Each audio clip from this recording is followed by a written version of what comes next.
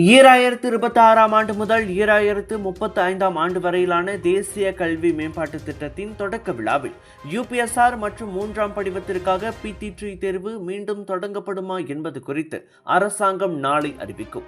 மாணவர்களின் தேவைகள் மற்றும் முழுமையான மதிப்பீட்டு முறைக்கான திறனை கருத்தில் கொண்டு கல்வி தரத்தை வலுப்படுத்துவதே இந்த முடிவு நோக்கமாக கொண்டுள்ளதாக கல்வி அமைச்சர் ஃபட்லினா சிடேக் தெரிவித்தார். முழுமையான மதிப்பீட்டின் மூலம் நமது குழந்தைகள் தயாராக இருப்பதை உறுதி செய்ய வேண்டியிருப்பதால் முழு கற்றல் நடவடிக்கைகளை ஆய்வு செய்வதன் மூலம் மேம்பாடுகளை செய்வோம். இறுதியில் தரத்தை பற்றிய கேள்விக்கு பதில் அளிக்கும் வகையில் நாளை எங்களது அறிவிப்பு இருக்கும் என ஃபட்லினா சுட்டிக்காட்டினார்.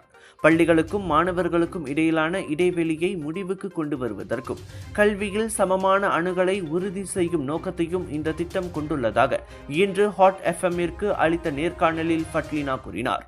2 நாட்களுக்கு முன்பு அம்னோ அதன் பொதுக்கூட்டத்தில் PT3 மற்றும் UPSR தேர்வு மீண்டும் அறிமுகப்படுத்த வேண்டுமென அழைப்பு விடுத்தது.